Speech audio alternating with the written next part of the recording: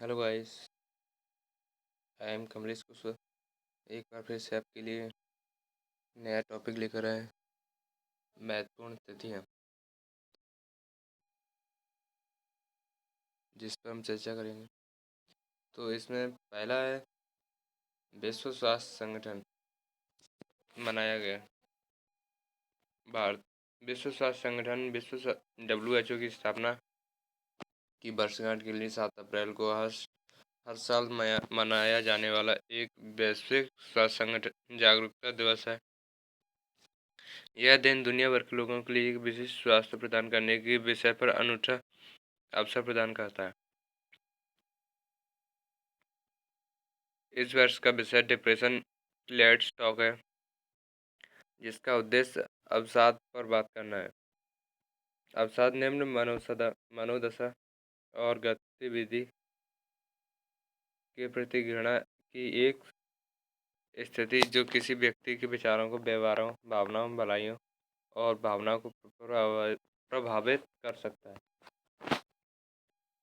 300 million से अधिक लोग अवसाद के साथ रह रहे हैं, जिनमें से 2005 और 2015 के बीच 18% से अधिक की वृद्धि हुई है। राष्ट्रीय मामले में वेंकैया नायडू ने 3 दिवसीय राष्ट्रीय बाल फिल्म समारोह का उद्घाटन किया।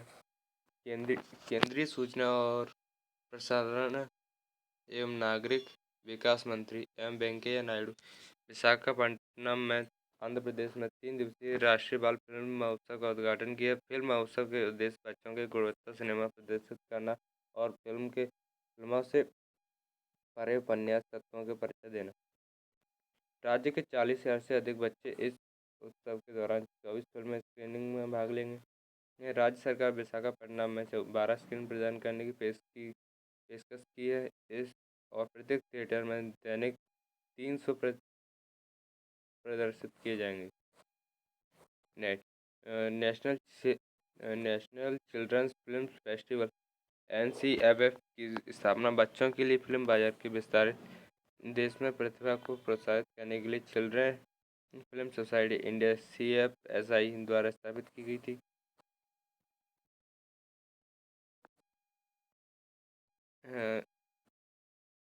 धर्मशाला में 2 दिन का राष्ट्रीय टीवी शिखर सम्मेलन प्रारंभ हुआ था, जिसमें 2 दिनों में राष्ट्रीय टीवी शिखर सम्मेलन हिमाचल प्रदेश के कांगड़ा जिले में धर्मशाला टीवी हटेगा देश जीतेगा के नारे के साथ शुरू हो गया। विभिन्न राजनीतिक दलों के कई सांसद, प्रसिद्ध विशेषज्ञों, डॉक्टरों और मशहूर हस्तियां इस विचार विमर्श में हिस्सा लेते हैं। शिखर सम्मेलन में विस्तृत विचार विमर्श, एक के बाद एक भविष्य के रोड मैप देश से टीवी को ख़त्म करने के लिए तैयार हो जाएगा। हिमाचल प्रदेश में क्रिकेट एसोसिएशन HPCA इस शिखर सम्मेलन का आयोजन कर रहा है। कल क्रिकेट स्टेडियम सांसद 11 मुंबई हीरो T20 मैच के साक्षी हुआ था। क्षयरोग टीबी संक्रामक बैक्टीरिया रोग है जो मुख्य फेफड़ों को प्रभावित करता है। जो कॉम्प्लीमेंट्री ऑफर्स के लिए नियमों के अनुसार नहीं। राइट TRAI दूरसंचार नियामक telecom regulatory authority of India try ने रिलायंस जियो को सलाह दी कि 3 महीने से कम कॉम्प्लीमेंट्री सेवा बंद करे, क्योंकि वह विनियामक रूपरेखा के अनुसार नहीं थी। प्राधिकरण ने इसकी जांच की और पाया कि यह नियामक ढांचे के अनुसार नहीं है, इसलिए विभाग ने उसे रोकने के लिए सलाह दी है।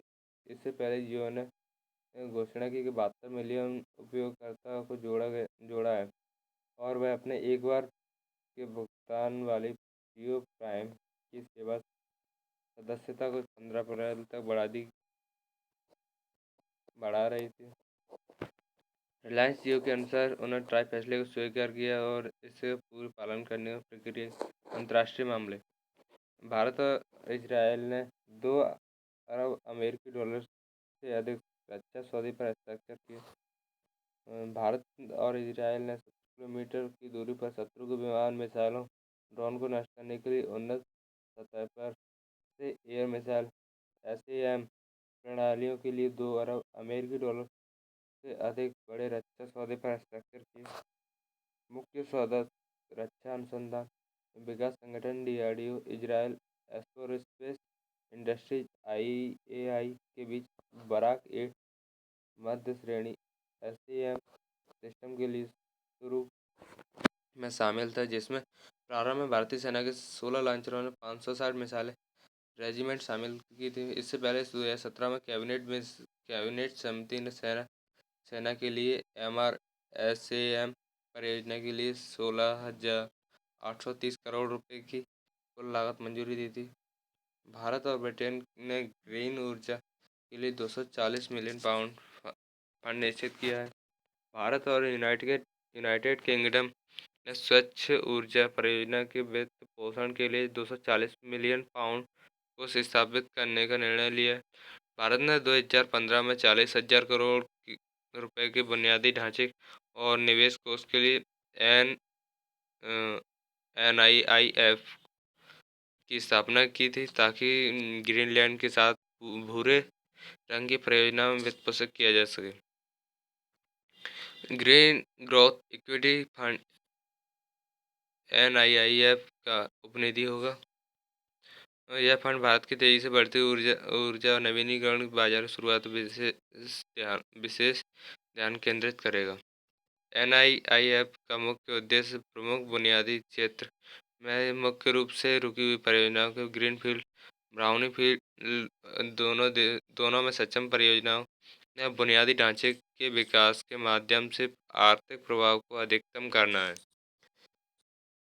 नेक्स्ट है वयोवृद्ध महिला नासा अंतरिक्ष यात्री को ऑर्बिट में 3 अतिरिक्त महीनों का समय मिला। दुनिया की सबसे बूढ़ी और सबसे अनुभवी अंतरिक्ष यात्री पेगी वाइटसन ने 57 वर्षों 3 अतिरिक्त महीनों सितंबर तक का समय मिल रहा है। वो सोयूज कैप्सूल एक खाली पेट सीधा लाभ उठा सकती है। उनके साथ नवंबर में उड़ान भरने वाले 2 पुरुष थॉमस वेस्क्यूट फ्रांस, ओलेग नोवेट्स रूस उसके उनके बिना जून में लौट आएंगे। National aeronautics and space administration NASA संयुक्त राज्य संघीय सरकार के कार्यकारी शाखा की एक स्वतंत्र एजेंसी है, जो नागरिक अंतरिक्ष कार्यक्रम के साथ साथ वैमानिकी एरोस्पेस अनुसंधान के लिए जिम्मेदार है। बैंकिंग वित्त NEFT ट्रांसफर तेजी से लाने के लिए RBI ने निकासी का समय कम किया। भारतीय रिजर्व बैंक RBI ने इलेक्ट्रॉनिक भुगतान प्रणाली दक्षता बढ़ाने के लिए ग्राहक से सुविधा जोड़ने के लिए राष्ट्रीय इलेक्ट्रॉनिक्स फंड्स ट्रांसफर NEFT के लिए मंजूरी के समय को कम करने के लिए निर्णय लिया। NEFT ने भुगतान चक्र प्रति घंटे से लेकर आधे घंटे तक कम हो जाएगा। RBI के मुताबिक दिन के 23 घंटे के दौरान आधे घंटे निपटान वाले बेंचों में कुल सदस्य के 8 से 11:30 अतिरिक्त सेटलमेंट बेंचों की शुरुआत की जाएगी। 8 बजे से शुरुआती बैच और 7 बजे से समापन बैच समान रहेगा। वापसी अनुशासन मौजूदा अभ्यास के अनुसार ही रहेगा। राष्ट्रीय इलेक्ट्रॉनिक्स फंड ट्रांसफर NEFT भारतीय रिजर्व बैंक द्वारा बनाया गया एक इलेक्ट्रॉनिक फंड ट्रांसफर सिस्टम है। अप्रैल फरवरी में चीन के साथ व्यापारिक घाटा $46.7 बिलियन पर। पिछले वित्त वर्ष में अप्रैल फरवरी की अवधि में चीन के साथ भारत का व्यापार घाटा 46.7 अरब अमेरिकी डॉलर दर्ज किया गया। 11 महीने की अवधि में के दौरान चीन के साथ समग्र व्यापार 0.87% से 6.47% अमेरिकी डॉलर की मामूली कमी आई है।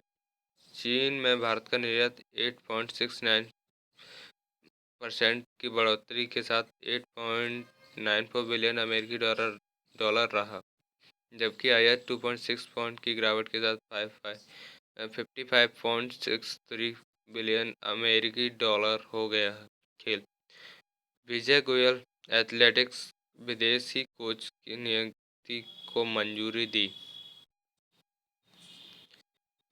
केंद्र के खेल मंत्री विजय गोयल ने एथलेटिक्स के लिए 2 विदेशी कोचों और 2 सहायक स्टाफ की नियुक्ति में मंजूरी दे दी है। Dave Smith, Galina P Bukharena, Dmitry Kislev और अल्मीरा किस्लेवा को 2020 ओलंपिक तक बनाया गया है। इन नियुक्तियों को सचिव खेल मंत्रालय की अध्यक्षता में विदेशी कोच का चयन समिति द्वारा अनुशंसित किया गया था। थाईलैंड इंटरनेशनल मुक्केबाजी श्याम कुमार का फाइनल में प्रवेश।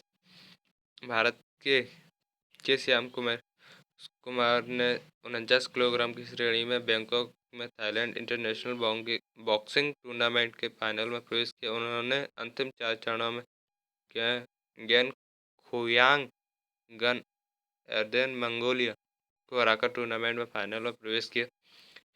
रोहित टोक्स अब्दुर्रहमोव अलनूर उज्बेकिस्तान के खिलाफ 64 किलोग्राम वर्ग सेमीफाइनल में हारने के बाद कांस्य पदक के लिए चुना गया।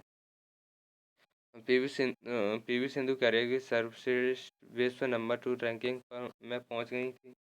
रियो ओलंपिक की पदक विजेता PV Sindhu 21 badminton world federation BWF नवीनतम रैंकिंग में विश्व की नंबर 2 रैंकिंग करियर की सर्वश्रेष्ठ हासिल करने के लिए 3 स्थानों में छलांग लगाई है। इसके बाद साइना नेहवाल ने 75,759 अंक प्राप्त कर विश्व रैंकिंग शीर्ष के 5 स्थानों में शामिल होने वाली कुल दूसरी महिला बन गई।